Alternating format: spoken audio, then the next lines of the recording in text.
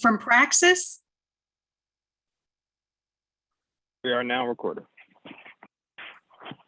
So we have 3 teams of students participating in this today, a team from Praxis Engineering, a team from Leidos, and a team from Intelligent. And you can see who they are and what their projects are, and we'll let them tell you all about that. Next slide, please. So the way this works is that the students have 15 minutes to present their project that they've been working on throughout the summer. And then following that 15-minute presentation, they will have the ability to have 5 minutes for Q&A from the judges. We have 3 judges with us today. Next slide, please. Those 3 judges are Maria Marinelli, who is the president and CEO of Caliber. You can find information about these judges in the program. And if you look in the chat session, you will see the link to the program. Feel free to bring that up. The second judge is Erica Trice from Analogy. And the third is Ryan Hendrickson from Clarity. The nice thing about all 3 of these judges is that all 3 of them are technical. And so they will have an understanding of what it is that you are talking about and will be able to provide some really good questions. Next slide, please. We have given the judges an evaluation sheet. Students, you know what this is. You've seen this. You were given this information early on so that you could know how are you going to be evaluated. There are 2 evaluation score sheets. One is on presentation and the other is on technical. So the judges will be using these scores, this scoring mechanism to develop their response to your presentations. Next slide, please. This is the infamous Sippy Cup. This was started a few years ago. You can't see, but around the side and the back of this platform is a listing of the winners of the best technical and best presentation. And so whoever wins today, your names will be inscribed, and then this cup will go and sit in the facility for the best technical winner. So good luck. Next slide. As prestigious as Lord Stanley's Cup, almost. True. So this is how we'll go today. This was the introductory part. And we have one more thing to do before we get started. 2:15 we'll get started with the presentations, and I will let David organize how we are going to move forward with that. So we'll have those 3 presentations between 2:15 and 4. Right around 4, we will split up. The judges will go to a breakout room to deliberate, and the rest of us will have a networking session. And I invite all participants today to participate in that networking session. This is a great opportunity for those of us from our sponsor companies to network with the students and talk with them. And then at 4:15, when the judges are done and they come back, we will have an award ceremony. But before we finish, we definitely want to make sure that we get a screenshot of all of the students, because normally when we're together in person, we get lots of pictures. The only way that we're going to be able to do that today is through a screenshot. So David will walk us through that. So David, I will turn this over to you now. David, you're on mute. I am, of course. Yes, thank you. We are going to pick who starts first based on a wheel of names. If you guys haven't used this before, it's wheelofnames.com, very fun. I'm going to pull it up and then I will re-enable screen sharing. So each team is going to have an equal opportunity to go first. Share. All right, the wheel is up. And we're going to spin.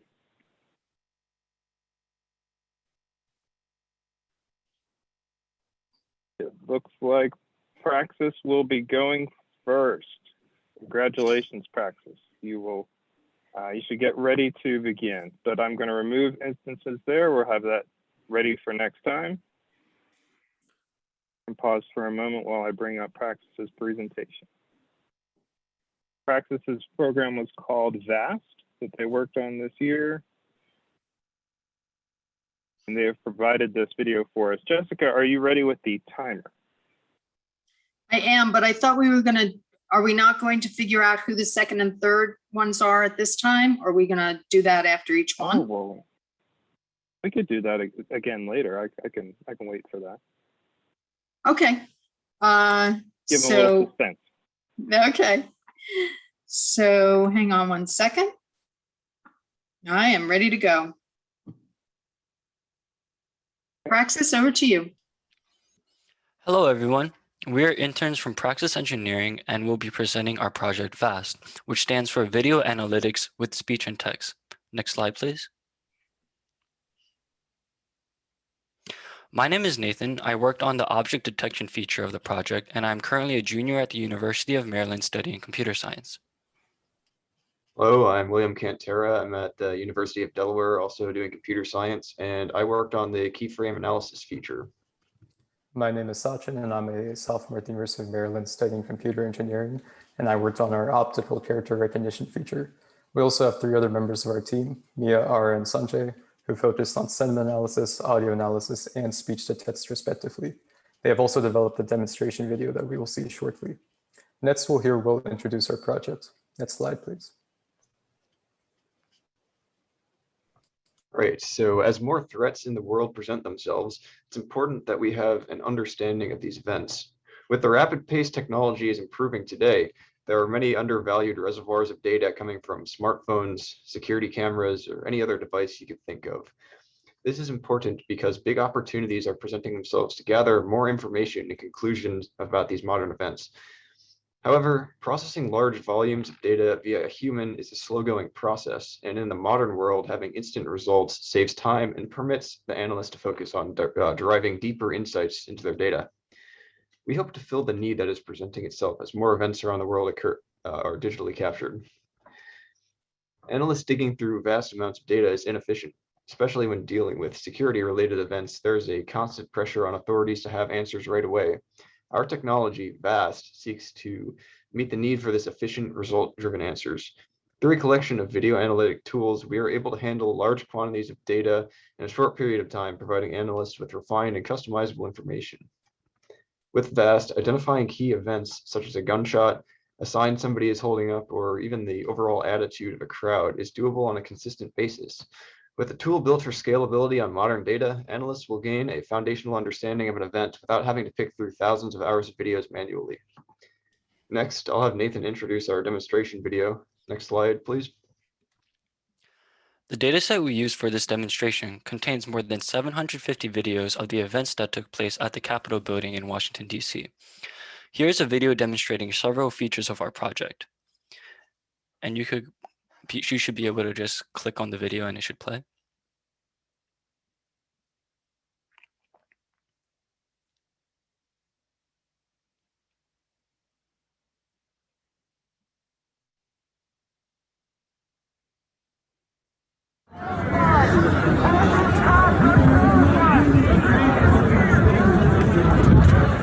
The analysis process begins when audio is extracted as a WAV file and processed.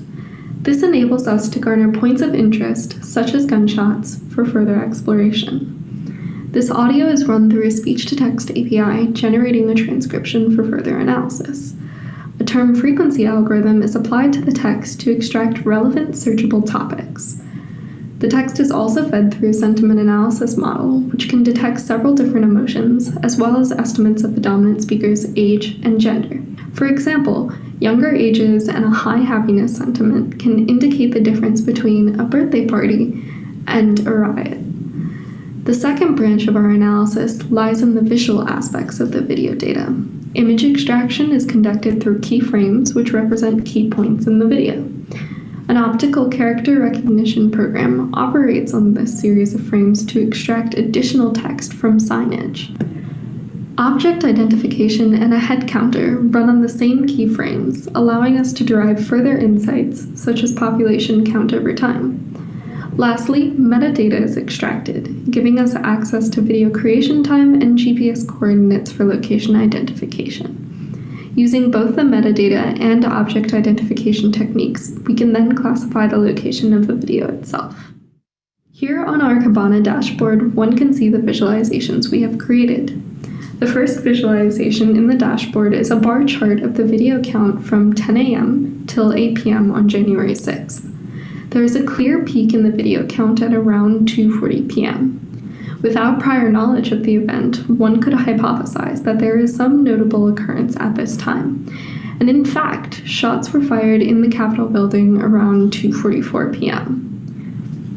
Next, we plotted the coordinates extracted from the video metadata over a map of Washington, D.C., and we see that a large majority of the videos were taken near the Capitol building, and we also see some scattered around the Washington Monument.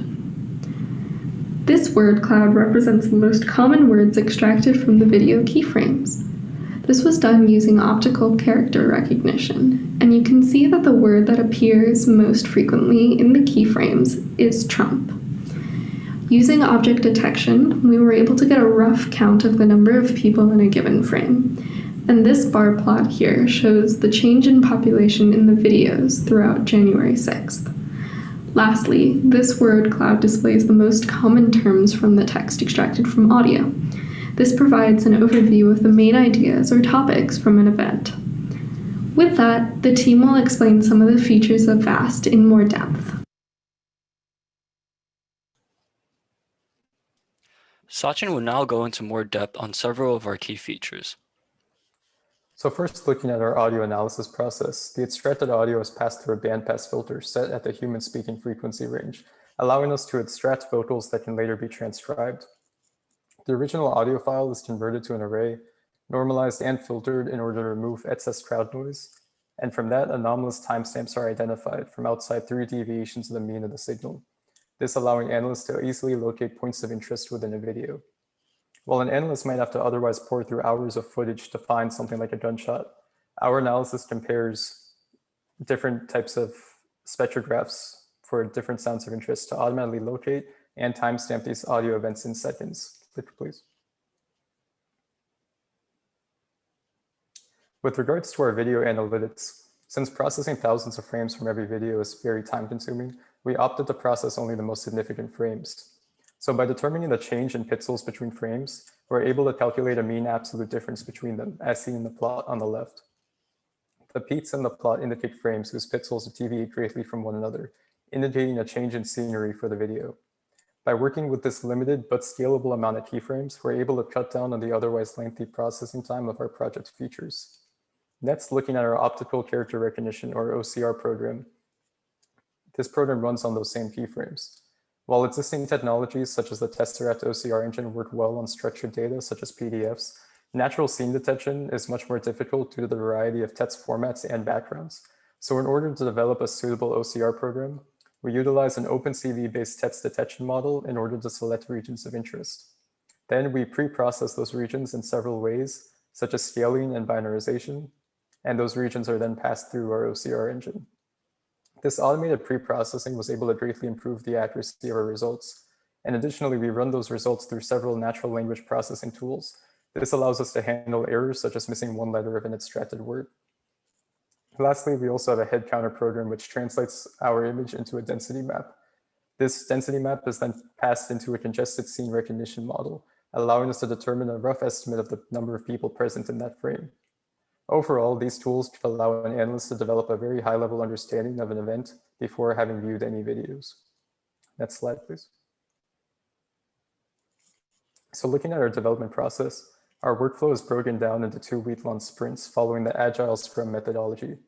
We began each sprint with a planning session in order to allocate tasks from the product backlog. This was a team-wide process, and it also allowed us to ensure that everyone had a hand in defining the acceptance criteria for all of our features. Using Jira, a project management tool, every team member was assigned a task.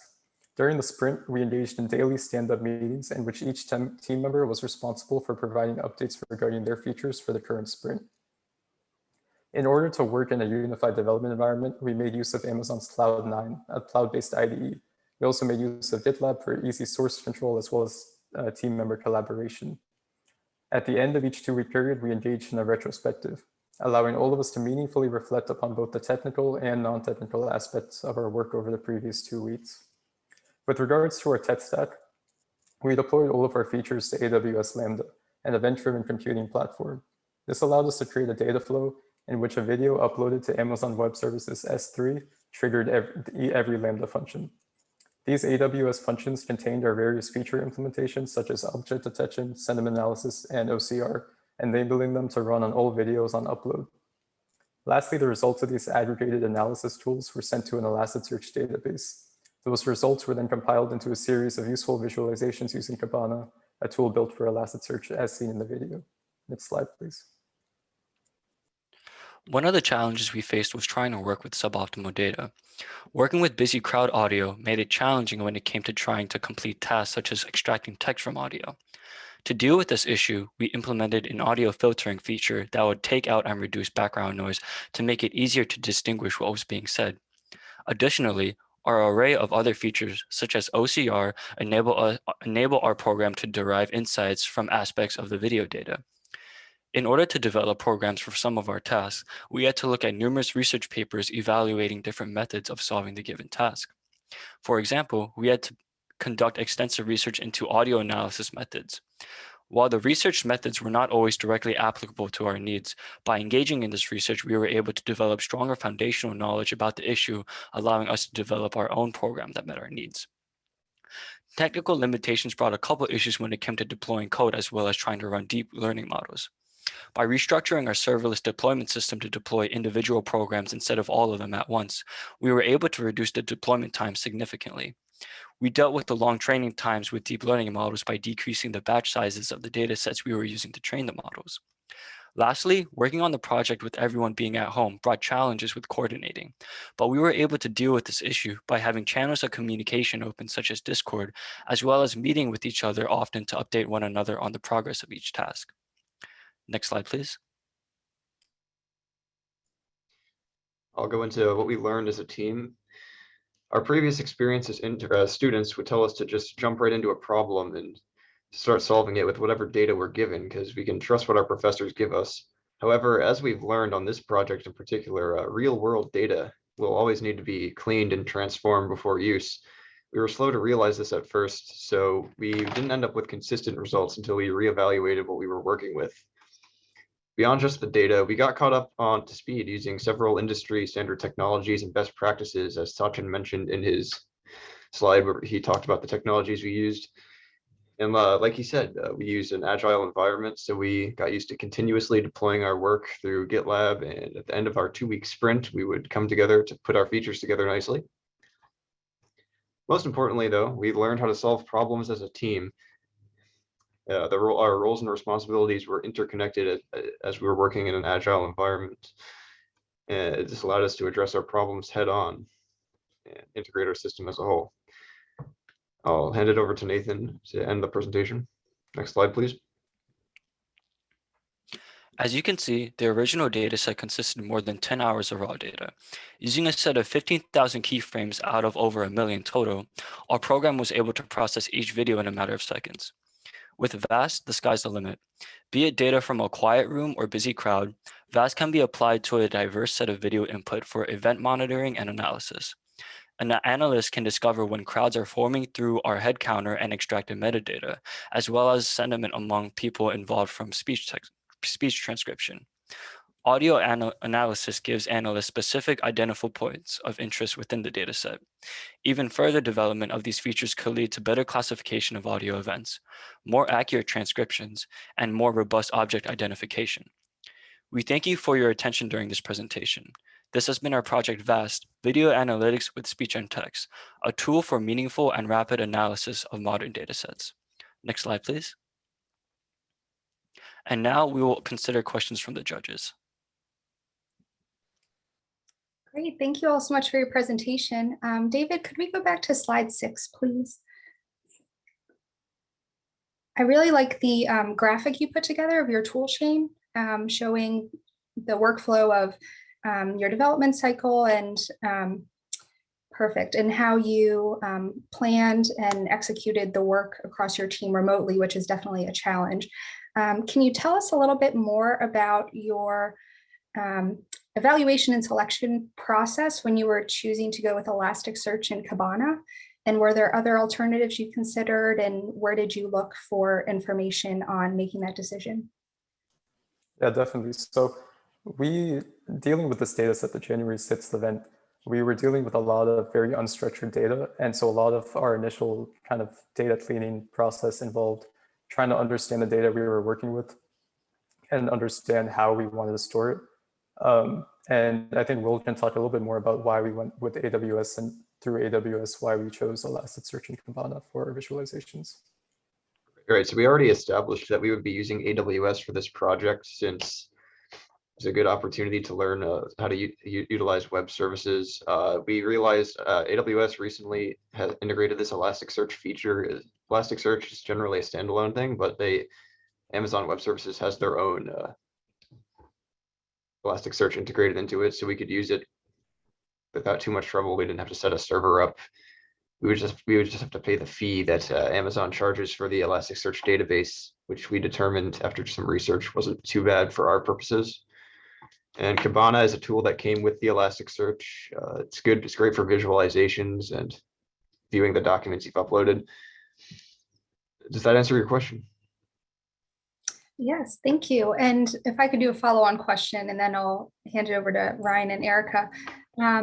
When you were doing your work remotely, I know that makes it more challenging too for collaboration just day to day as you're working on your code.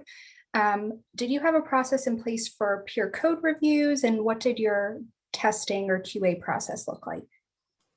So several of our features, specifically the ones, so part of the Agile Scrum methodology, we had these sprint planning sessions at the beginning of the 2 weeks in which we decided what features we'd work on. And so part of that process is every team member kind of gives their opinion on the difficulty of the task that we're looking at. And so specifically with the task that we expected to be more complex to integrate, we assigned maybe 2 people to do a pair programming work on that task in particular. And even if there was a single person assigned to it, since we were meeting daily for our daily stand-up meetings and everybody was leaving comments on a Jira management board, everyone was kind of able to see where others were at with their progress on the task. And at all times, if you needed any help working on those tasks, it was pretty easy to sync up with someone else to get that help if you needed it. And with regards to our integration work, we, as a team, decided to push that pretty much to the Wednesdays of that, so a couple of days before our sprint ended, in order to give us time to make sure that the various features that we compiled would sync up well together, integrate nicely, and that we were all aware of how exactly we wanted to visualize that data.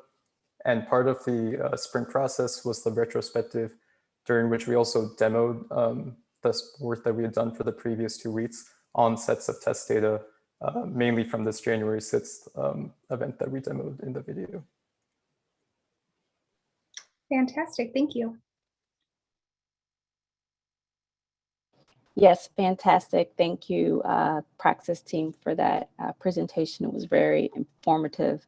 Just to follow up from the previous question, did you have an opportunity to use any of the other tools within the Elastic Stack to help you with your project?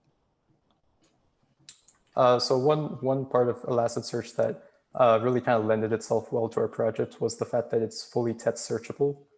And so one of the things that we aimed at doing was allowing analysts to easily see the data that we were extracting. So for example, our speech transcription, that was being stored on a per video basis of pretty much the dominant speaker in each video. And by having this fully searchable feature, we're able to allow analysts to search for particular keywords within Elasticsearch. And that would then allow them to filter particular videos that they were perhaps interested in seeing. And Will, if you want to. talk a little bit more about our Elasticsearch features. All right, we also took advantage of several of the visualization tools Elastic or Kibana offers, which is part of the Elasticsearch. We formed word clouds based off of the keywords Sachin was describing. We made a heat map of locations, timestamps where people were located from metadata we extracted, things like this. And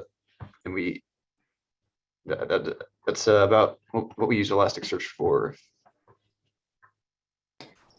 Thank you. As far as the tool set goes, now I don't know if I missed this in the very beginning, but how did you, choose the capital event as your data set? So the purpose of VAST has always been, it's been event driven. So the idea was always to analyze a set of videos pertaining to a specific event and then provide analyst information on that event. When we were doing our initial testing at the beginning of our project, we mainly dealt with individual videos for testing purposes when we were planning out our speech to text algorithms, doing basic object detection. And then when it came time to properly integrate our work, and really we wanted to work with a real data set reflecting modern events. And so we have quite a wealth of information, of open source data online nowadays. And so we found this data set consisting of these almost 800 videos regarding those January 6th events that we were able to use for analysis. And particularly, it also helped us learn how to handle this unstructured, raw, chaotic data because it wasn't necessarily, there wasn't always like a nice loud speaker in the front, or there's a lot of background noise and other things to deal with. And just my last question, as it relates to the event that you chose, were there particular libraries? I'm calling them libraries. Were there particular libraries that you had to use in order to be able to identify the items or things in the event, or was there flexibility in the VAST tools that allow you to define some of those things? There's definitely some flexibility in what we were able to implement. I think Nathan can talk a little bit more about that. Yeah, regarding the object detection and how we went about that, I sourced through a couple models, YOLO v3, CSRNet, and came across one that was pre-trained with a pretty large list of common everyday objects. And from that, I was able to add on more training for other objects like post lights or street lights, because that was one object that was pretty consistent in most of the videos, but the model wasn't trained for that already. So I was able to train the YOLO v3 model to detect streetlights, and as well as with the language detection, we use a Google speech recognition API that takes in any audio file. In our case, it was mostly WAV files we converted them into, and it would give you an ID ISO language code that we would use to get the proper transcription in original language. Okay, thank you. Good job. Okay, Thank so you for the we are question. past. Can I get a quick Yeah. question? So Ryan, what I was going to say is we are past the 5 minutes of questions. However, I know you probably have a question. So if you can ask one question, that would be great. And then we'll move on. Yeah, sure. I was curious how scalable and flexible is the architecture? So for example, could you play live video through it, and could you play a different video set through it? And then just as a minor follow to that question, how do you control the cost in AWS, and what did this whole project cost in AWS? So with regards to playing a video, you can play videos within the browser itself. Since the way our deployment process works is that all of our actual code is stored in AWS Lambda. And so every time a video is uploaded to the S3 storage service, that code is automatically run on that video, and the extracted data is sent to Elasticsearch and then Kibana for those visualizations. So scalability wise, you could upload as many or as large of a zip file of videos to S3 as you desired. And depending on the amount of memory that you allocate to Lambda, the amount of time it takes to process each of those videos can vary. With regards to how much it costs, we pretty much worked within what AWS classifies as the free tier with regards to how many requests you can make for the purpose of the development of this project, since it does give you set numbers such as like thousands of requests per month to stay within the free tier. So for the purposes of our project, we were able to stay within it. However, due to AWS's ability to be highly scalable, the cost can go to like hundreds of thousands of a penny in order to per request, the way that our Lambda functions are set up. So over time, maybe like large sets of files could increase in cost, but even then the cost would be relatively minimal for the data that you're extracting. Thanks.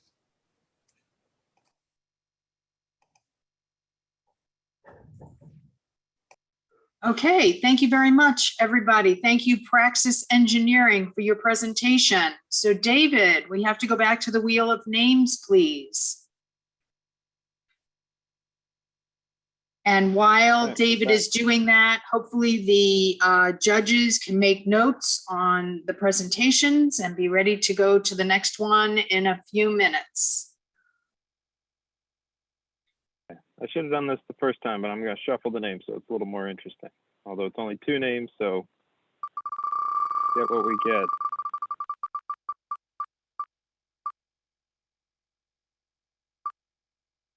All right. Looks like Levis will be going next. Congratulations.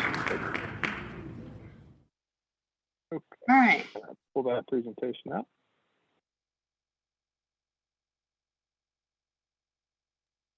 Letus's presentation is on cybersecurity vulnerability, characterization, and prediction. So here we have Leidos. Are you ready to go? Yes, we are. Okay. Whenever you're ready. So our presentation today is on cybersecurity vulnerability characterization and prediction. And the purpose of this project is to be able to predict information about future security exploits and defend against probable attacks for current systems. Next slide, please. So I'm Mavis, studying computer science at Cornell. And I'm Momol, studying computer science and finance at Maryland. Next slide, please. And as for the presentation, we'll go through our data preparation, analysis, and processing steps. Next slide, please.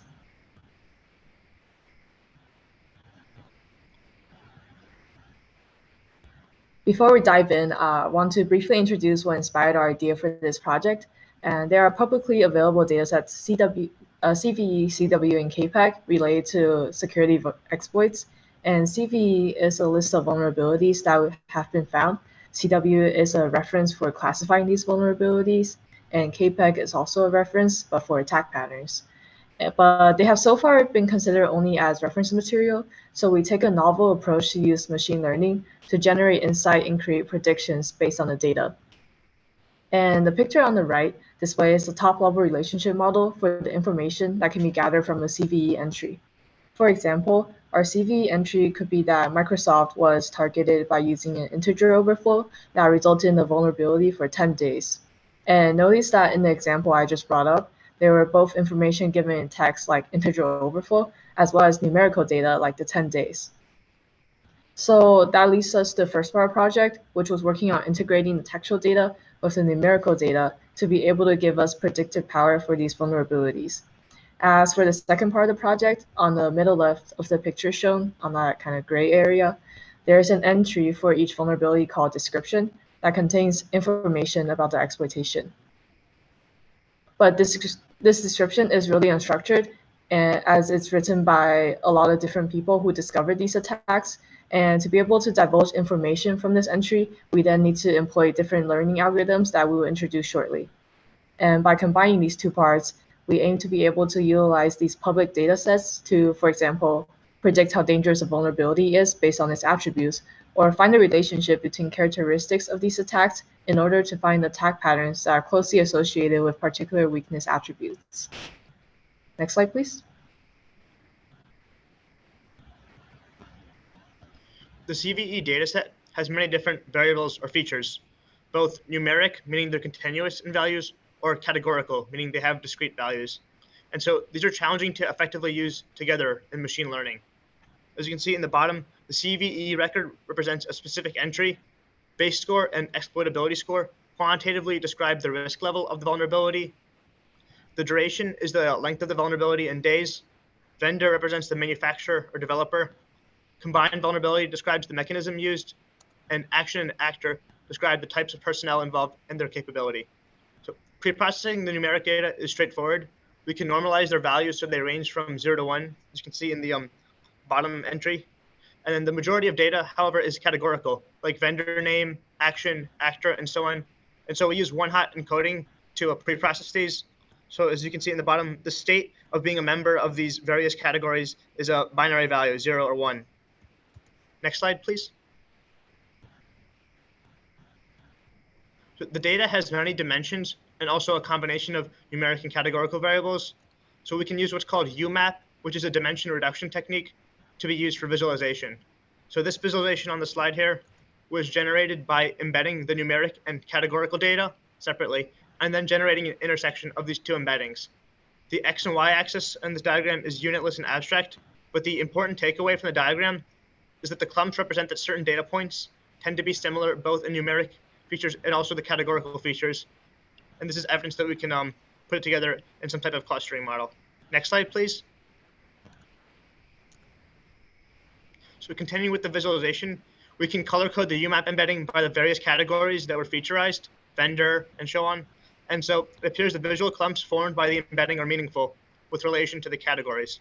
For example, in the bottom left, the common action in orange matches with the common actor, which is in the brown points in the bottom right, which also matches with the common combined vulnerability shown in the blue points in the top right plot. And so this is more evidence that the data can be characterized via clustering or a similar method. Next slide, please. So we test several clustering models, including k-modes, k-means, k-prototypes, and mean shift. And we found that the best fit for the data, which is also the most insightful, was k-modes. The commonly used k-means algorithm for clustering only works on numeric data, and k-modes is essentially an extension of the algorithm for categorical domains. We use the k-modes with the on the dataset to cluster the data into groups, and we use the elbow plot method to determine a point of diminishing returns to choose the optimal number of clusters. And we have 5 clusters, as you can see on the right side. Next slide, please. So interpretability of machine learning models is one of the biggest focuses right now in the field, as we're working away from the idea of machine learning and AI as just simply a black box. So we leverage Shapley additive explanations, which is a game theory approach for interpreting the contributions of each input and its relation to the output of any machine learning model. And it's based on Shapley values for those familiar with game theory. We use light GBM to make a simple classifier model on the input space that predicts the cluster label and calculate an average cross-validation score of 0.94 for the k-modes cluster labels. And this is good, and it indicates that the clusters are both meaningful and distinguishable. On the right is a diagram which explains the contribution of each variable to each of the 5 cluster labels. We can see that it's primarily exploitability score in the top that's being used, but still a balance of the other features, including the categorical ones, which is what we'd like to see. Next slide, please. So besides unsupervised clustering approaches for characterizing the data, we can look at the CVE dataset for its predictive capabilities. An example of this is predicting how long a vulnerability lasts before it's patched. To do this, we construct a convolutional neural network with 3 hidden layers. This network learns on the categorical data, with the numeric variables of base and exploitability score encoded as categories via learned clusters using the mean shift clustering algorithm. And so this network is trained to predict the duration of the vulnerability. We find a relatively low R-squared value, but the trend of the points in the test set reveals that there is some potential and predictive power in the model. In the bottom, the diagram plots the actual durations on the x-axis versus the network's predicted durations on the y-axis, and we can see that the points somewhat do tend towards a line.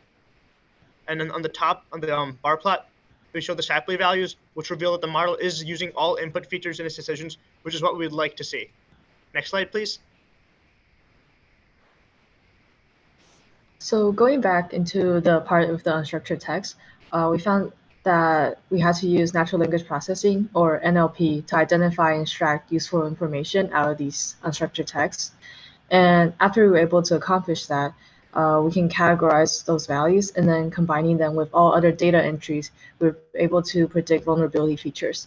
For example, looking at the picture below, if we have information that a remote attacker targeted Microsoft by modifying a file written in C++, we can predict that it was on the Apache software with a vulnerability score of 7.3.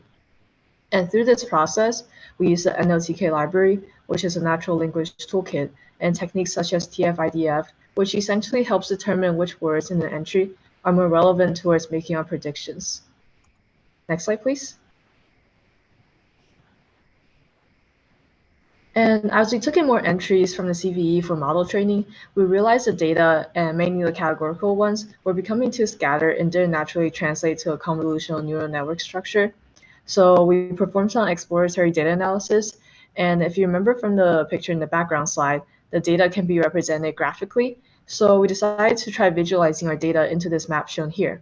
And this picture is a visualization done with a tool called PyVis, and we'll zoom into it more on the next slide. Next slide, please. So here is focused on just two of the colors from before, which represent two different categories of data entries in the CV vulnerabilities database description. And the larger nodes in the graph are the names of the category. From this representation, we can more clearly see the strength of connection between categories and between each individual node by finding their inherent relations, such as each node's neighbors and the number of connections each node has with others. Next slide, please. So these graph neural networks, also referred to as GNNs, compared to CNNs or convolutional neural networks, don't operate in so-called Euclidean space. So whereas things like images have more clearly defined distance between each of its pixels, so that, say, like an object has pixels that are grouped closer together, things like social network connections and, in our example, our database entries have harder to define distances between nodes. And using spectral clustering, we can find by passing in the CW weakness features and KPAC attack patterns, which features in specific patterns are more closely related to each other. And furthermore, using link prediction, we would be able to, for example, pass in a certain weakness and find its connection to how the attacker would perform the attack. And these models help us towards our goal of modeling and generating these vulnerability features. Next slide, please. Now going over some challenges. So first of all, we encountered a mix of numeric and categorical data, as not many models or methods can effectively combine these two. So we learned feature engineering techniques for combining numerical with categorical data, of which one of them was clustering approaches for this type of mixed data mentioned before. Also, the data was relatively noisy and somewhat hard to find insights based on the categories. And this required us to use analytical techniques and visual representation to explore the data. And lastly, the last significant challenge we encountered was how to select the important features while giving trivial data less weight in the models. And to do this, we learned various NLP techniques to analyze the textual data in order to extract the parts that gave the most predictive power for the results. Next slide, please. To summarize, we've demonstrated that vulnerabilities can be characterized via clustering schemes. Furthermore, neural networks reveal predictive potential for estimating durations of vulnerabilities. Additionally, we can generate various attributes of a vulnerability based on known data. Ultimately, this allows us to find connections between these features found across the datasets.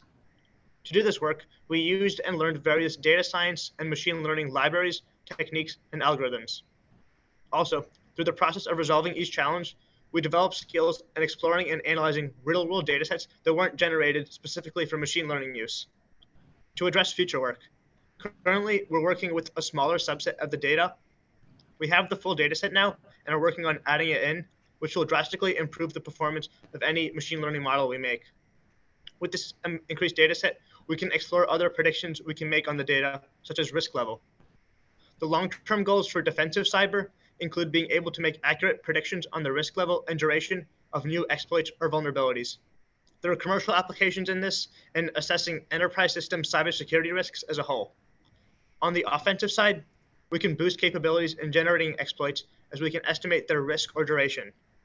This can be applied to compound exploits, such as several exploits, either in-house or external, and we can predict their length to find their overlap, and deploying our own exploit to maximize its time effective compounded with the other exploits. Next slide, please. Finally, we want to just thank those who have helped us along our way. Firstly, Dana for his incredible mentorship, guidance, and countless contributions to this project. And Craig for his continued guidance and support throughout the office. Adi and Ryan for starting points on getting the data and pre-processing. Heather for managing the intern program and organizing various events for us. And finally, our fellow interns at the Kick Lab for providing us with good company in the office. Next slide, please. And with that, we'll take any questions. And thanks for listening in.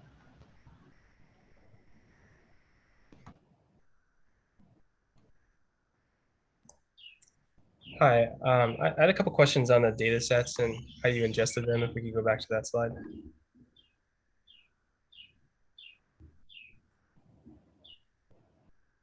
One more back. Yeah, I was well, you mentioned you had like CVEs and I think it was like CWEs. And I was curious, like where you found the data sets at, and then what you used to ingest them into the model. Oh, so they came in various formats and they are publicly available. They just require some search to the internet, sometimes the archives.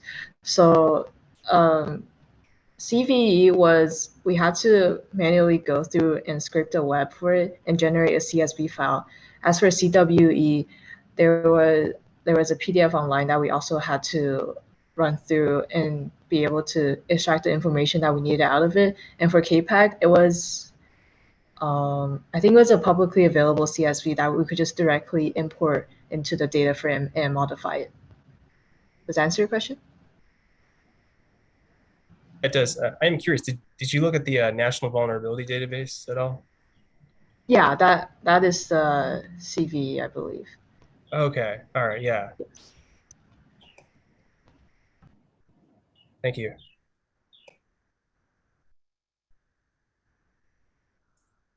Erica or Maria, any questions? Yeah, so can you tell us a little bit more about your work process in terms of collaborating together, and were you working at the Leidos building, or were you doing this remotely? We were working remotely, so some days we'd come into the office and some days we'd work from home. As for the collaborating, we used Jupyter notebooks, which allowed us to easily share code and view others' work and move things around. Does that answer your question?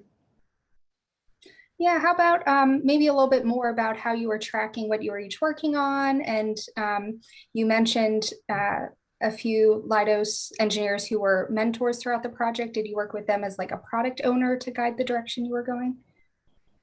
Yeah, we had daily meetings with Dana. He was the main lead in guiding us on this. And so we also coordinated with Craig and some others on the data scraping. But I guess as for the collaboration, we discuss every day with Dana what we're working on, goals, and we'd bounce back and forth various ideas and research ideas that we thought we could do with the data set to generate some type of meaningful insight or prediction. Does that answer the question better? Yeah, thank you. Great. Thank you for your presentation. The only other thing that I would have to ask is, as it relates to the vulnerabilities that you identified from the various databases, did you find that the location of the vulnerability impacts your ability to detect or ID the issue and then therefore characterize it or analyze it later? By location of the vulnerability, are you asking like the mechanism or like the location in the data sets? In the data sets. Yeah, so different data sets had different like attributes to it. So the CVE would describe the actual vulnerability. CWE would describe the mechanism. So the CWE was linked to the CVE, so each CVE entry would have a corresponding CWE. So that was part of like the featurizations that we're using and are working on. I think Mavis may have something else to talk about. Yeah, so to add on to the relationship between these three data sets, so CWE and KPEG were kind of like guidelines to different parts of what the CVE is. So CVE are individual actual entries of exploits that happen, whereas CWE and KPEG are more like, that's kind of like dictionaries for them. They categorize what the entries mean. So we're trying to extract useful information out of all three of these and use CWE and KPEG to guide what is the most important features from CVE that we can extract out into our NLP and GNN models. Does that answer your question? Yes, it does. Thank you. Okay.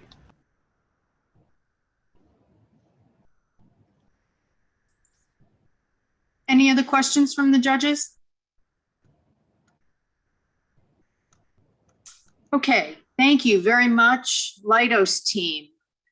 Before we go on, we thought it would be good if I'm sorry, Ryan, did you have something else? I did. I had one more thing. Sorry, I was just flipping my page over to grab the question. Go ahead. Go ahead. I was curious. Did you so you've got these predictions, right? And there's obviously some like outcomes that said, maybe this is a sweet spot of like where vulnerability is present. It might be like long lasting. How did you validate like what the machine learning model was saying is true, right? Like you put all this information in and then it came out with some scores. Like what kind of validation did you do to say that, yeah, that machine model is correct? So the training data, oh, sorry. I You can go go first. ahead. Yes. Yeah, for the work I did, basically the training data is either 80% or 90%. And so the model had never seen that data, the data in the test set. So the results are based on the test set data that the model's never seen before. So that's how we know that we're not overfitting or giving results that aren't like realistic.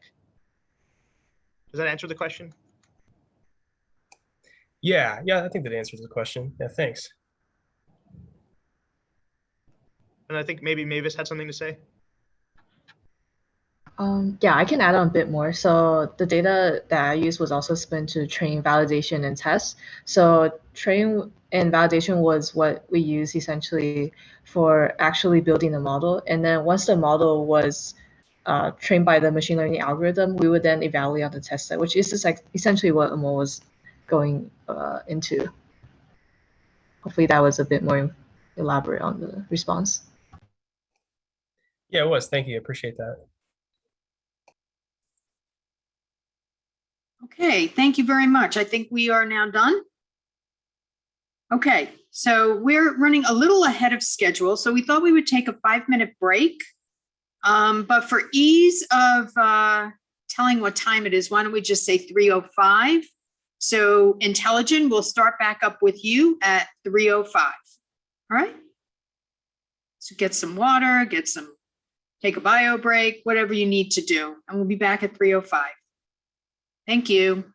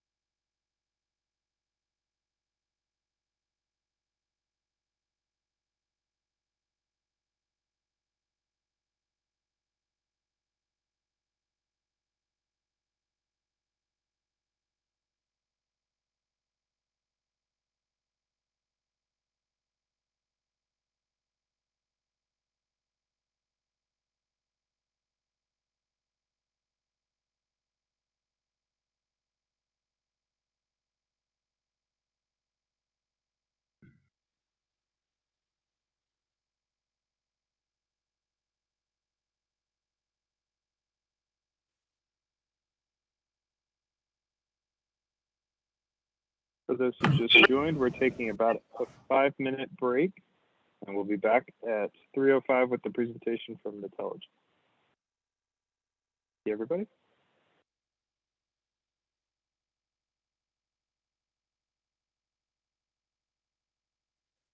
Again, for those who just joined, taking about a 5-minute break, and we'll be back from the to hear the presentation from Intelligence. 3:05.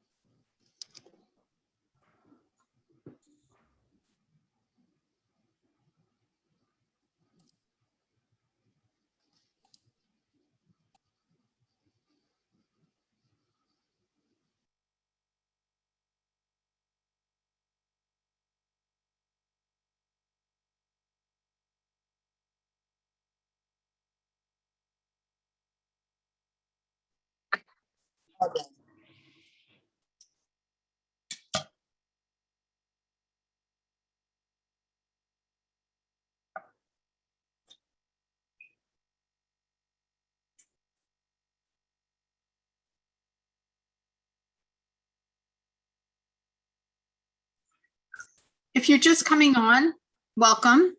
I posted in the chat the program that you can use. And we'll be getting started at 5 after 3, picking back up.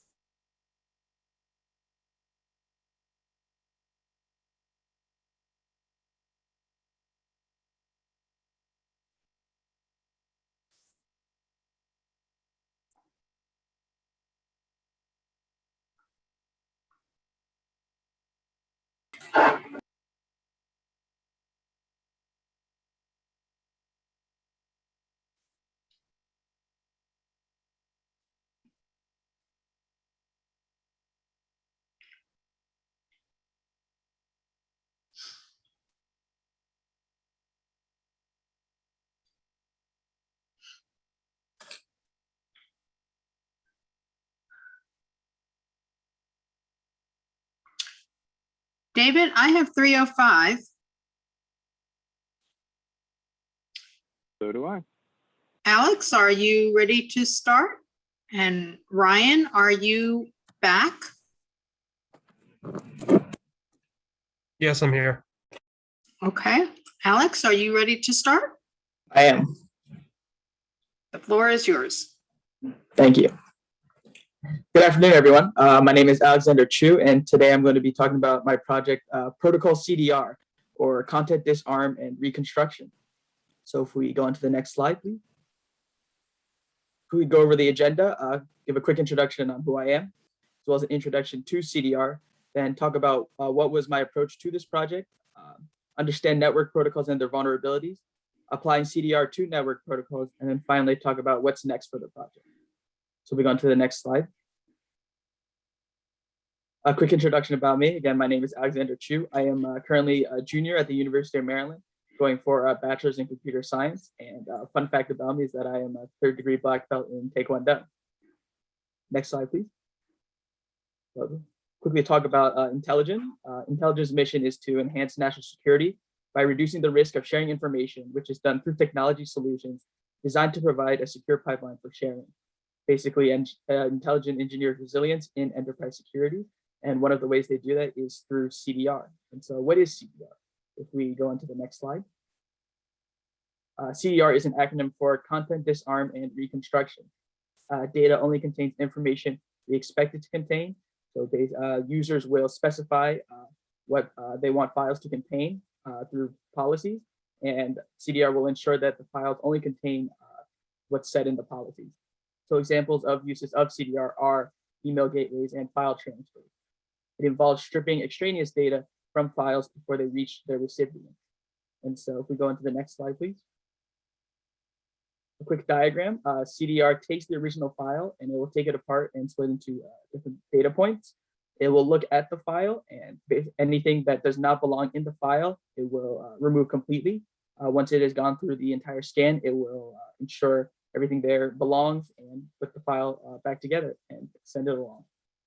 Move on to the next slide. So a few key differences between antivirus and CDR.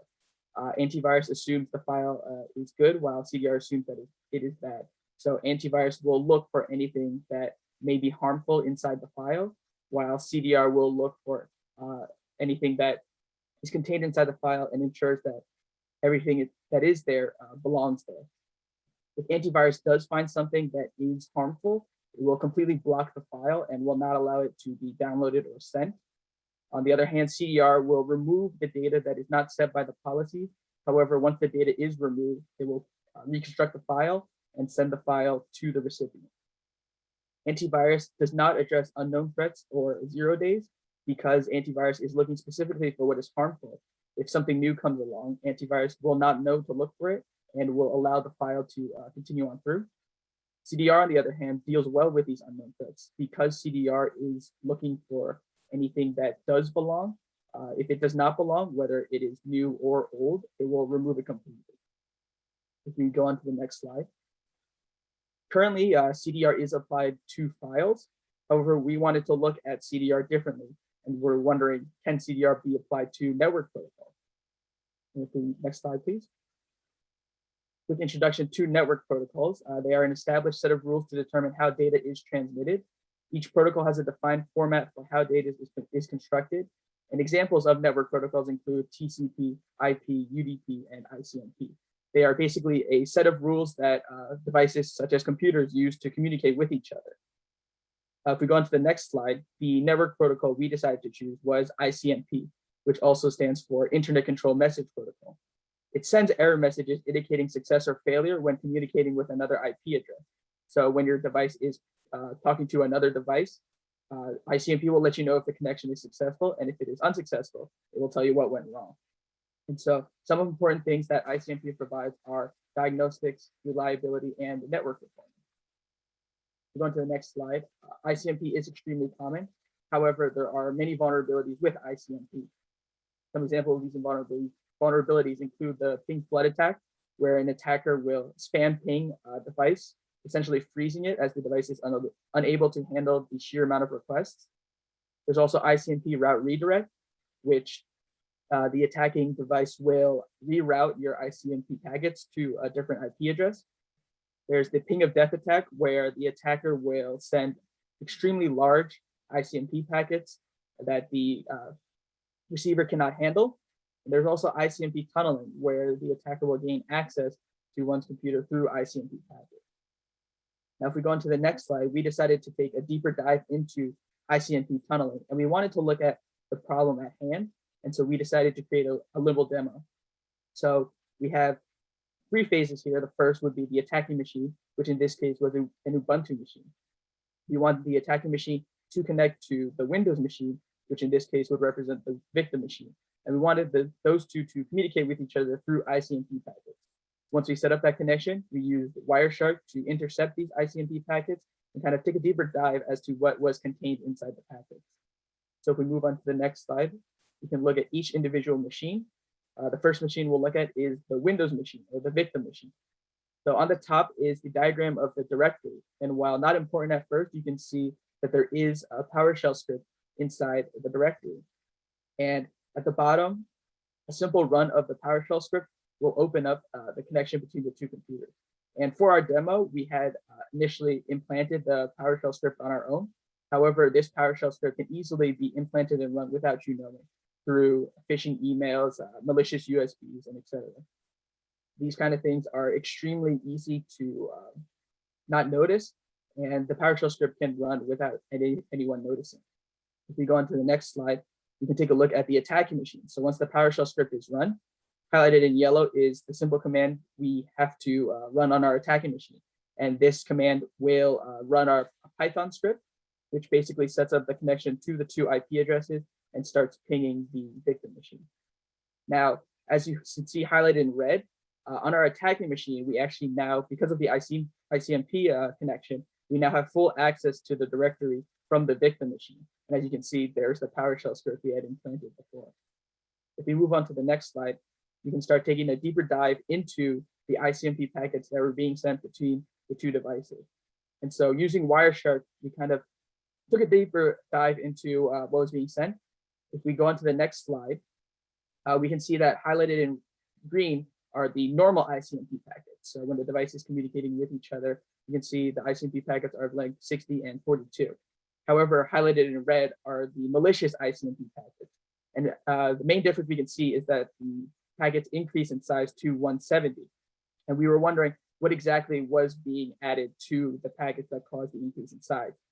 If we move on to the next slide, we can look individually at a single packet and the data that is being sent. So we can actually see the directory being sent over the ICMP packets. And what's important about this is 1, the bits are being added to the end of the ICMP packet, but 2, the firewalls of both machines cannot detect this data. It is assuming that the ICMP packets that are being sent are normal packets. And so the firewall of both devices are enabled, and these packets are being sent without anyone noticing. If we move on to the next slide, we can look specifically at the ICMP packet, the way it's structured. Of course, there's the IP header and the ICMP header, but what we want to focus on is the ICMP packet data. The packet data contains normal data. So for example, if the ICMP packet sends an error, the normal data will contain what the error is and how to fix it. However, the malicious data was also embedded inside the packet data. And so our goal is to use CDR to remove the malicious data while keeping the normal data and ensuring that the packet is still being sent and the connection is still enabled. So if we move on to the next slide, I want to answer the research question. Based on what was observed, it appears that CDR is viable to remove extraneous data from ICMP. As we saw with the ICMP structure, the data contained can easily be removed with CDR, and we want to ensure that the packets being sent are still making it its way to its destination and the connection is still valid. The next step of the project would be to write a tool to remove the extra data from a packet. And once that tool is written, you want to test the tools on packets to ensure that they are still valid. Next slide, please. So what's next for the project? I would like to wrap up the project and pass it on to others. We would also like to research other Icmp vulnerabilities. Obviously, what we looked at was just a single Icmp vulnerability, Icmp tunneling. However, as shown before, there are many Icmp vulnerabilities that CDR can be used to prevent. We would also like to look at other network protocols. Obviously, Icmp is just a single protocol with a specific header and data type. By looking at other network protocols, we can ensure that those packets being sent are also secure. Next slide, please. Talking about what I learned, obviously CDR and network protocols, but also learned a lot about virtual machines and Vagrant and Ansible. So obviously needed to use virtual machines to set up the connection between the two devices and use Wireshark to grab those packets. Vagrant and Ansible I used to automate the virtual machine setup, as it allowed me to install all the tools I needed while setting up the virtual machine. Also learned a lot about how to conduct research and documentation. When first given this project, the question at hand did not have an answer. So it involved a lot of research trying to figure out what already existed and what needed to be added onto it. Documentation was extremely important as replication needed to happen. We wanted to ensure that this connection between the two devices can be replicated. And by having detailed documentation, we can ensure that whoever works on this project next does not have to completely start over. We go on to the next slide. I would just like to give a few thank yous to Rami Halboni for helping out, being my mentor and giving me a place to start. Eric Godinez for helping me with the network protocols and the packets. Joseph Karolchik for helping me with peer review. David Taylor for helping me set up this presentation, giving extremely helpful advice, and AFCEA for setting up this entire event. We go on to the final slide. Are there any questions?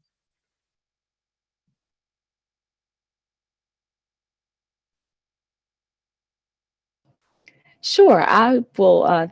Thank you, Alex, for that presentation. I'll just ask this initial question. How does CDR impact the integrity of the data that's coming into the network? Integrity in the sense that, I think you were going through explaining how when malicious or what do you call when malicious activity is detected in a file, that CDR actually changes the file. So when I'm talking about integrity, it's not the same as it was. Suppose there was no malicious activity. It's not the same as it was when it left the sender. So, if there are changes made, how do you distinguish the changes made by CDR versus the malicious activity? Yeah, so I think what's important to emphasize, and I believe you want to talk about the integrity of the packets being sent.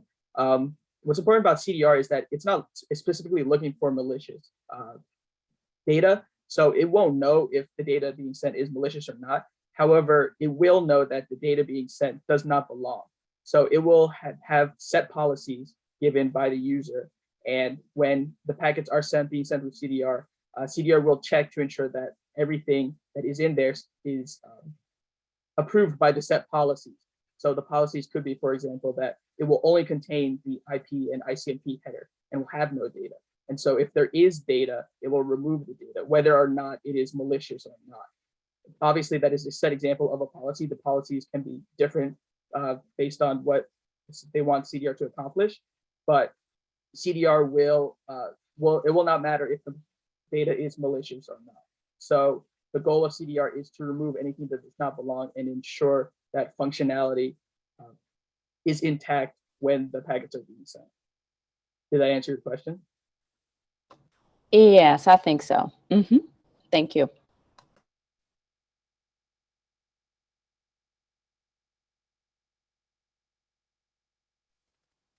Hi, Alex. Great presentation. Can you tell us a little bit more? So the different tools you used, Wireshark, Baker, and Ansible, have you had experience with those in the past? And can you tell us more about the process of getting up to speed on those tools for this project?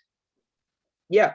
So coming into this project, I had no experience not only with the tools, but also with just like network protocols and CDR in general. So we were kind of just starting from square one. But my mentor, Rami Halboni, definitely helped point me in the right direction. And obviously, it involved a lot of research and obviously trial and error. But trying to set up the once it was set up, it was extremely easy to kind of replicate, and obviously keeping good documentation ensured that I didn't have to like relearn anything throughout the process. Like kind of like just learn it once, and that was it. Did I answer your question? Yeah, thanks. Hey, Alex, this is Ryan. I was just curious, what kind of setup did you use with Ansible? Like, what kind of like, I guess, environment were you doing this in? Like kind of protecting your network? Like, what was the sandbox you were working inside? Yeah, so we were working in VMware and then kind of set up the virtual boxes through Vagrant. And initially when we had tried out with just Vagrant without Ansible, we noticed that a lot of the tools inside of the box we chose were not updated. And so we kind of used Ansible to kind of install any of the tools that we needed. For example, PIP and updated Python to kind of set up the scripts that we needed to set up the connection. And so Ansible kind of helped streamline so that when we did need, because there were multiple times where we had to kind of destroy and rebuild our Vagrant box. However, Ansible kind of helped us streamline that process so that when we did rebuild, we didn't need to manually reinstall all the tools that we used to set up that connection. Did I answer your question?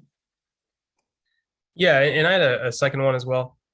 Thanks for the answer there. I was curious too, how did you pick like this particular like ICMP exploit? And I guess like is your company like the company you work with like do they have some heavy experience in that, and that's give you direction, or like how did you come across this one to test out CDR with? Yeah, so when we were initially working with the project, we kind of had a small list of protocols we wanted to look at, obviously the usual TCP, UDP, ICMP, that kind of stuff.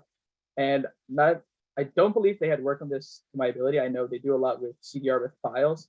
However, I'm not sure about network protocols, but when doing research on the different network protocols, ICMP had stood out. Number one, because of its data structure, the way it sends data between two devices. And obviously number two would be the vulnerability. So given the list of vulnerabilities, we decided that ICMP would be a best fit for CDR because of the way data is sent through packets. And so we chose specifically ICMP tunneling because, for example, ping flood attacks and ICMP route redirects wouldn't work with CDR because those vulnerabilities don't involve the packet data itself. However, ICMP tunneling does. And because we're able to edit the packet data with CDR, we can essentially remove the vulnerability. Did that answer your question? It did, and if we have time, I'll go with one more question too. How does so when CDR recognizes it, you mentioned that it checks it based on the packet size. So like a normal ICM packet size would be like, I don't know, like 60 bytes large, and the unnormal one was like 170. So if is it doing it purely based on like expected packet size? Because that could like shift on an ICMP packet just generally and not be malicious. But could you is there any kind of like I don't know, like ML or like machine learning involved in this that's able to do some more sophisticated or advanced analysis, or could it be in the future? Yeah, so for the given example, it actually wasn't looking specifically at the size. I was just using kind of like the size as a distinguish between the normal and the malicious. Now, company that uses CDR on network protocols very well could set that as a policy, depending on how they would like to use CDR on those network protocols. But as you mentioned, not all ICMP protocols are of that size, so that policy might not be as effective. However, there are other things to look at. For example, as regards to the ICMP packet data, all error messages start with a specific IP header. So a policy that uses CDR could say that if the data inside the ICMP packet is not an IP header, you can remove the data. So kind of The policies given were kind of just rough examples. Obviously, a more in-depth policy will ensure that the ICMP packet being sent is removing the correct stuff and the functionality is being impacted. Did I answer your question? Yeah, and I guess I have one last one. What CDR software did you actually use? So we are kind of in process of working to edit these packets. We're not specifically using a CDR software currently, as there is none. Most CDR software is being used for files. However, our research has started on editing the packets ourselves. So we're kind of just setting policies, started working with NetSed to edit the packets as they are being sent. So we don't have a specific CDR software that we're using. We're kind of just looking at ways to edit the packets while they're being sent to ensure that no data is being leaked. Did I answer your question? Yeah, I did. Thank you. All right. Thank you very much, Alex. That's the end of the intelligent presentation. So David, do you want to tell us what we're going to do next? Yep. At this point, the judges will break to deliberate, but the rest of us can have a networking session here. The judges will probably deliberate for somewhere about 10 or 15 minutes. So this is an opportunity for the guests here, as Jessica said before, to interact with the students and for the students to interact together, because we aren't all physically together this year. So it'd be great to have a chance to discuss and catch up. So I'm going to pull all the judges away. We will make the awards in about 15 minutes. If that sounds good with everybody. Certainly, if you need more than 15 minutes, we understand. David, are you going to join the judges? I will. Okay. So I will stay here in this room with all of you. We'll wait until the judges are gone.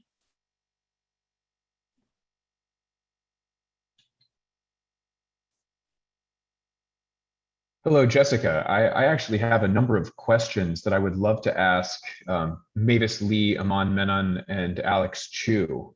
When the judges are gone, I'm very curious to hear a little bit more about some of their work and backgrounds. Sure, Jay. Will that be disruptive here? No, that is not disruptive. But before you do that, let me just say congratulations to all three teams. I thought that the presentations went well. And the questions that you received from the judges, I think certainly indicated their understanding and their interest in the in the material that you were covering. So we will see what happens. But in the meantime, Jay, by all means, lead us off with the first question. And in case it gets to be too quiet, I have some questions. Oh, don't worry, you're gonna have to pull me off my soapbox. So well, let's share with everybody, but go ahead and I was start joking. us off. I was joking, Okay. Jessica. I'm sure that I will be perfectly well behaved. Thank you, though. Go right ahead. So predict so Mavis and Aman, you mentioned that you built out a predictive model, and I wanted to make sure that I understood the nuance of your work. So predicting dangers, a lot of the CVE, CWE, and like similar. They're already sort of like ranked and broken out, right? That's the database that you're pulling information from. And how an attack will act, that like is also broken out as part of those databases. So what you did is you like took those rankings and you took those those behavioral components, sort of parsed through all the variable language and came up with models for different kinds of vulnerabilities, so that if you're a company, for instance, Microsoft might introduce certain classes of vulnerabilities more frequently than others. So like Microsoft always screws up something, so look out for and detect that. Like where you're leading an issue where like there's a heap vulnerability and it tends to result in like jump-based gadgets, for instance. And like it would usually be rated such and such, and it usually lives in the wild so long. And then like you use that to sort of help them inform their own programs and their own internal remediation. Like, is that the sort of value provided? Yeah, that's part of the offensive capabilities that we want to try to provide. So essentially, based on their previous trends, what companies tend to have which kind of security threats and like how severe are those threats as you just said, and yeah, just kind of like what to expect for them in the future. Cool, cool, cool. So you also mentioned that you did one hot encoding for like certain companies. Were there like, did you have like an other category that like, because not every vulnerability is going to be for like a major platform. So like, how did you handle like other platforms? Yeah. So basically in my pre-processing, I would define some type of cutoff. And so if the data didn't, if there wasn't like, for example, some very small vendor and there was enough data for that, I essentially didn't one hot encode it for that. So it basically the data point would still be there, but it wouldn't have the its specific company wouldn't be there. So that's like another actually I consider a hyperparameter we could optimize for like the whole step. Awesome. You guys did a fantastic job. I really loved listening to it. Security is kind of my background, and I've been doing a little bit with machine learning recently. So I really loved your presentation. I think the visuals and the clustering presentation, specifically how you guys tested that out and came up with the different like bubbles, will really do a lot to help people understand there's a class of vulnerability here. Its behaviors tend to look like this, and like really break that out. I think it's fantastic just because when you have to sit down and parse through everything by hand, sometimes you don't get the holistic view immediately of like, well, what is the actual attack behavior? So awesome, awesome. And I have a really fast question or set of questions for Alex Chu, if I can just bulldoze, or I can also get off the soapbox. Jessica, it's up to you. Go ahead and ask. Okay. So Alex, great job. Your application of CDR is kind of different. So my questions are going to be a little technical. And I'm going to lead off with one question, which is, do you have a working implementation of this in some form? Not yet. So currently we are working on editing the packets that are being sent while the two devices are communicating. Okay, that's perfect. Then I have a follow-up question. So when using CDR in general is very file focused, right? So what are you doing? You're taking in a file, you're adjusting it, and then you're forwarding it on, like somewhat sanitized. So on the line, whether you're dealing with something coming out of pfring or libpcap, like you're ingesting packets through a socket, then it seems like you're hooking on that. You're having to take the packet sort of out of the line. And because this isn't like a passive tap, this isn't a hardware tap, this is an inline thing. So you're taking those, you're basically man-in-the-middling every packet, treating it as a file, which, you know, that's, so every packet is being treated as a file, and then mutilating it and then sending it back on. That seems like it would really, really significantly reduce line rate. Yeah, I think when initially we started like trying to implement it, we didn't want to completely take it apart like it does for files. I think the goal was to ensure that first check to ensure that the packets contain what they're supposed to contain. And then if anything does not belong, just remove it. So it'd be more of editing the packets rather than taking the packets apart and putting it back together. Because as you said, it would slow down the requests and the replies between the two devices. Right, but editing the packets also does require hooking on it and just like taking it apart. That's what those libraries do.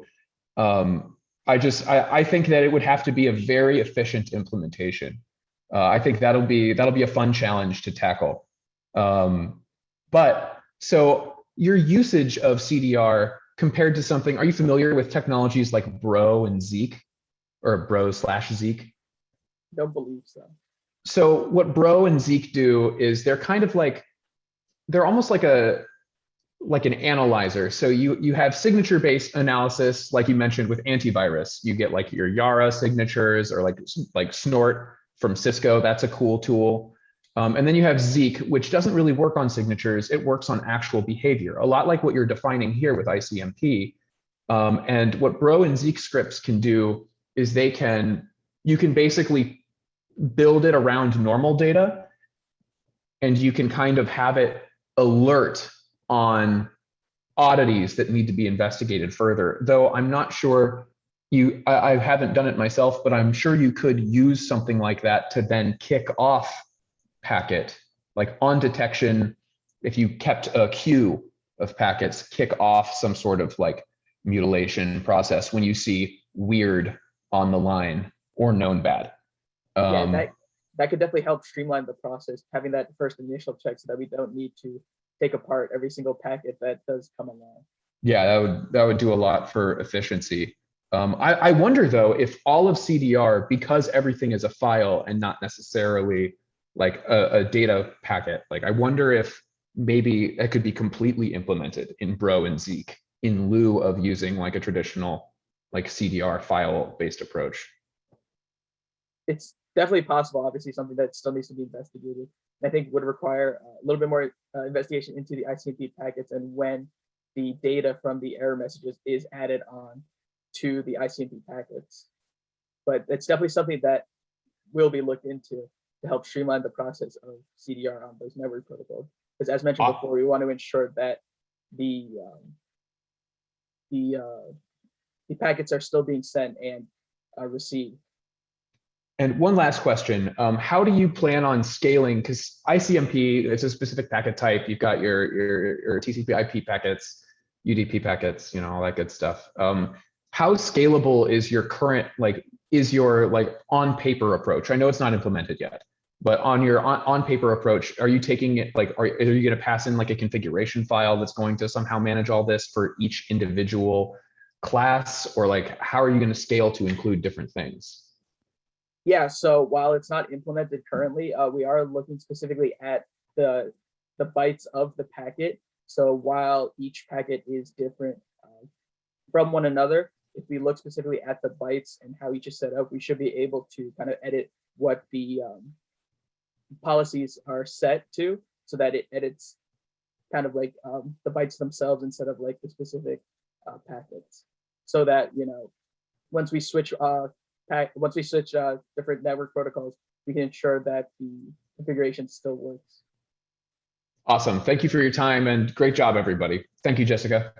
Thank you, Jay. So let's move on. Who else has a question for the students or the presenters, or maybe the presenters have some questions?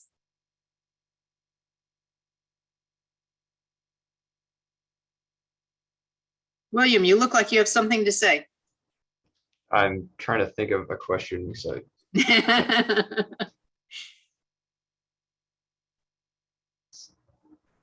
Anybody else in the audience?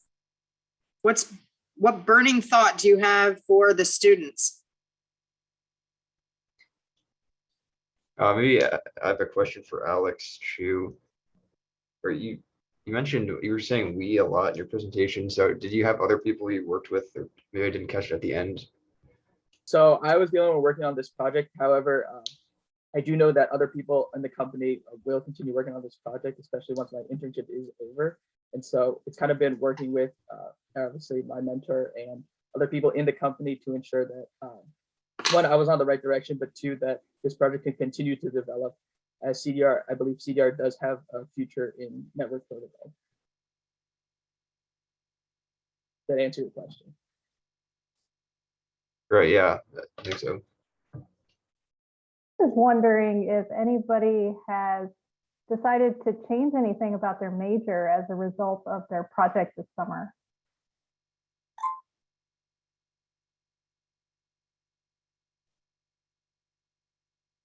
I guess I could answer that first since I'm unmuted, but I know that I specifically going into this internship kind of had a broad view on computer science, and I wasn't exactly sure where specifically I wanted to go. And while I still want to keep an open mind, this has definitely been an interesting and exciting experience for me to kind of pursue cybersecurity, especially going to University of Maryland and working with so many companies that contract for the government. Cybersecurity is extremely important, so it definitely has piqued my interest, that's for sure. That's good. We need more people in cybersecurity. How about the rest of you? It's a good question, Lisa. I just say I'm going to be a senior this next semester, so it's probably too late to change my major. I mean, I'd say maybe it influences what I focus on in terms of what I do after college. I'm in the same situation as well. Like I'm going to be a senior next year at the University of Maryland, but this project has really made me rethink about like what I possibly want to do for grad school. Probably like going to do into CS, going to do some more ML or data science stuff because this project really was really interesting for me. We certainly hope that it will, whatever you decide to do, that you will come back to this community. You have worked with outstanding companies during this internship, and we have a lot more companies that do exciting things as well. So I hope that you will come back and join us again.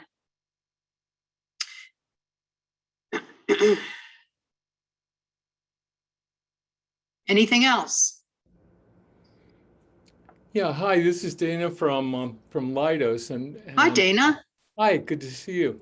Yeah. And I just wanted to say that, you know, after the trials and tribulations of the year that we've just all come through, that it's nice to see the engine get restarted and the bus get back on the highway. And I think this was one of the more impressive years. You know, despite the fact that we didn't have a surfeit or an overabundance of presenters and companies represented, I still think that that this was an exceptional group. Everybody, I was glued to everybody's presentations, and everybody did a fantastic job. That's all I wanted to say. Over. Thanks, Dana. Anybody else out there want to say anything? Regarding the earlier comment about changing major, I'd say that my internship experience, it's reinforced my idea of getting a minor in math because of all the interesting math behind the machine learning and how important it is to understand the what goes on behind like the models you implement. So it's pushed me even more towards pursuing a minor in math, I'd say. Amal, what is your major? I'm majoring in computer science and doubling in finance. Okay. Interesting. All right. So I have a question for all of the students, and that is, how did you find this experience? And let's tack on to that. What would you do to change anything if you would make recommendations for change?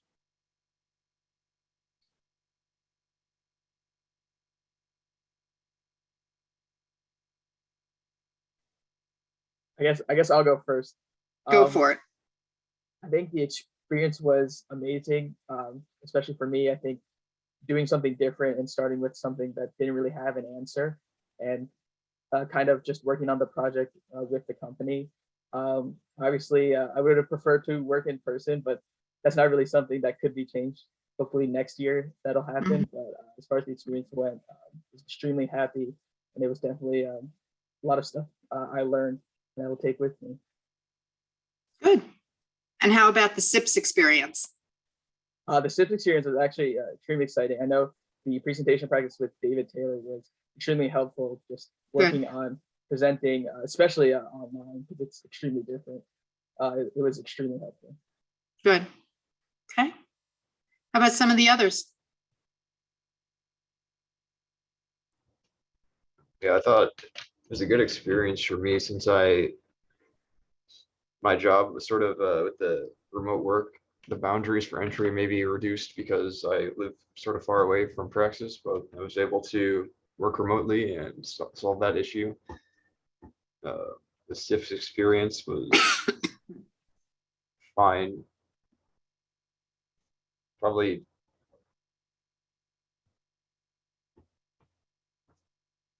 sorry, I can't finish my thought. I thought you were going to say some more. No. Okay. Yeah, I'd agree with Will. I think the internship experience itself was definitely really valuable, I guess, foray into actually developing real applications. It's definitely a different experience than what we typically work on in our computer science courses in school. Even at the higher level electives, you're still usually working with data sets provided by your teachers. You're working on a particular project with usually kind of like a set end goal, but at least And I think this applies to all three teams' projects. Like, there was never really a particular end goal at the very beginning. It was kind of the project. You had to kind of look at where the project was taking you, which was definitely a really valuable experience for kind of figuring out, you know, where you actually need, where you want to go and where you need to go by the end of this limited period. Okay. Anybody else? For me, this is my first internship in the private sector, and I'd say it's a lot more, I guess, rewarding, and the experience was a lot more different than when I worked previously. When I worked previously at ARL, I was the only intern there in high school level, and so there wasn't like anyone working with me. So I think working in this collaborative environment is a lot different and a lot more rewarding.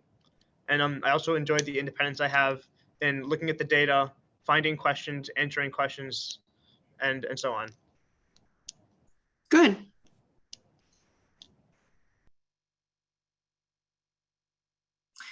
All right, sounds like I'm not going to get any more answers on that question, so I'll move on. So if you could have dinner with anybody that you want, who would it be and why?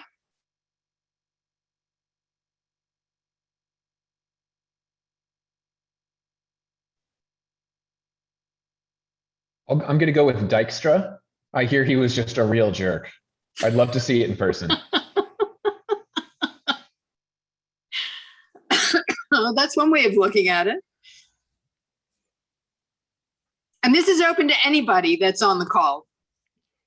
For me, I'm like super into music, so I would want to like have a dinner with like maybe Pharrell Williams, like in 2002 or whatnot, when he was like making Kanye's Graduation album or whatnot. Like that's something that intrigues me. But Okay, good. Tony, you turned your camera on. Do you have something that you want to add? Oh, this is going to be a good one. It's not. I'm just thinking about if I had dinner with Gordon Ramsay and the food was like terrible. And I'm just imagining like him going back into the kitchen and just cussing everyone out and shooing them out of the kitchen and like making the food himself. It would just be a hilarious like affair, and I would love that because that's the kind of entertainment I enjoy. I see you like the jerk approach, Tony. I do. This is not universal over praxis. All right. Anybody else?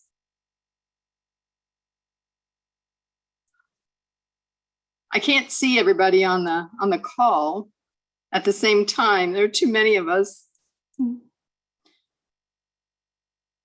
Let's see, Eric, how about you?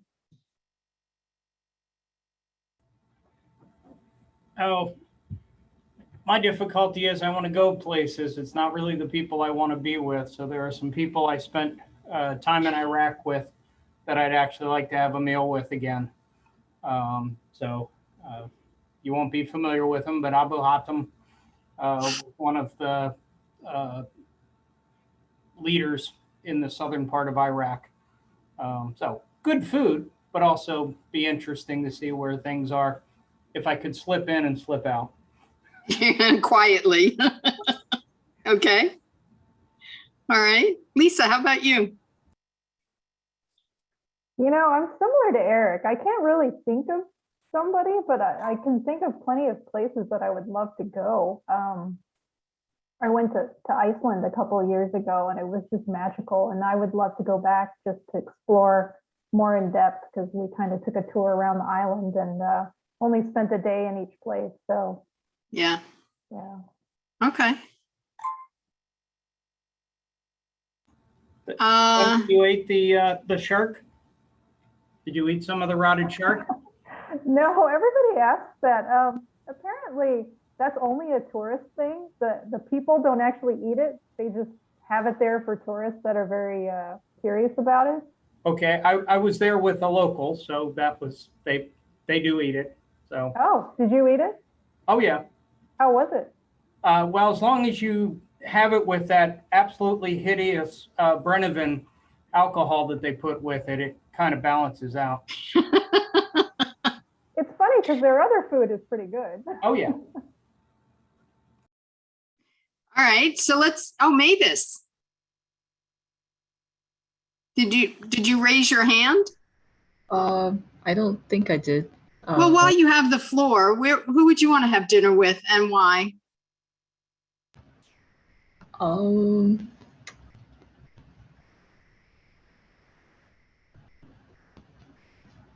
not too sure, to be honest. Maybe Okay. as someone, it'd be cool if someone actually chose someone random for me and I just didn't know about it and met with the person. I feel like that'd be more exciting. Could Learn end up like a something. person Yeah. that Jay wants to have dinner with. Yeah. All right. I thought of something. Yeah. And maybe I could have dinner with John McAfee because people are saying he died by suicide, and I don't believe that, and I want to learn the truth. Okay. All right. So what career choice have, let's see, who are the seniors? I know, William, you're a senior, and who else is a senior? What career choice have you made, William? What are you planning on doing after you graduate? After I graduate from the University of Delaware, so I didn't plan on going to graduate school, at least not right now. I planned on entering the workforce, and I'll see where that takes me. So I've got the next year to search for work. I know Praxis is working with me to get this security clearance, so we'll see where that goes. Hopefully that goes well. Yeah, and then you can get them to pay for your education. Your graduate school. That's what a lot of people do. I might go back at some point. Okay. Who else is a senior or a rising senior? I don't remember. Nobody else? Sanjay, are you a rising senior? Sanjay, yes, I am a rising Sanjay, senior. sorry. And Yes. so where are you going to school? I go to University of Maryland, College Park. Okay, and what are your plans? Right now, I'm majoring in computer engineering. Planning to go to grad school next year. I want to do something in CS, master's in CS. Hopefully, maybe something in machine learning or data science. And if I don't get into any schools that I actually really want to go in, then I'll probably enter the workforce. But yeah, main point is grad school. Do you know where you want to work? What you want to do? I'm not exactly sure yet. I'd love to work for a company like Apple or maybe Microsoft or somewhere like that, or even Praxis. That would also be really fun. That's a good answer. Yeah. Okay. And do you know where you want to go to grad school? Do you have a favorite school? Yeah, I've been looking at RIT, the Rochester Institute of Technology. That's a place I'd also really like to go to. Obviously, any of the Ivies I'd also like to go to, and even UMD I wouldn't mind returning here for grad school. Okay, good. And where are you from originally? I'm from Ellicott City, Maryland. It's just southwest of Baltimore. Yeah. Okay, good. Anybody else? Who you'd want to have dinner with, or what your career choice is? Any other seniors? Any freshmen or rising sophomores? I am not doing well with these questions, am I? Yeah, I'm a rising sophomore. Right now I'm interested maybe in grad school, but also maybe entering the workforce. So I'm kind of undecided right now. Well, we'll give you a little bit more time to make up your mind. Based on your freshman year, what do you want to do differently next year as you pursue your studies? I say, well, next year is going to be some harder classes for me, so probably paying a lot more attention in lecture, given my more rigorous schedule. And overall, I think I did manage my time pretty well freshman year, so I'll just keep at it. Okay, good. Well, I'm happy to say that in 6 minutes, we will have the judges back. They are almost finished. They're wrapping up. They should be here in a couple of minutes. In the meantime, is there any questions that you guys have about AFCEA?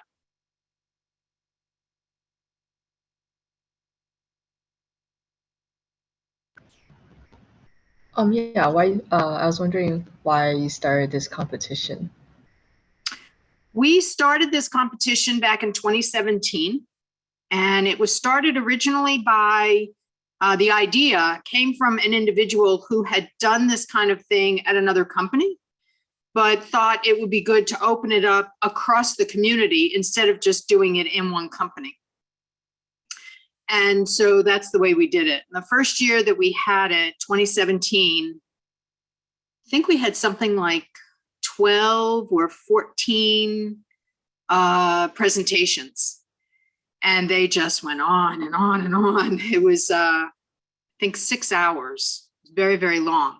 So then when we did it in 2018 and in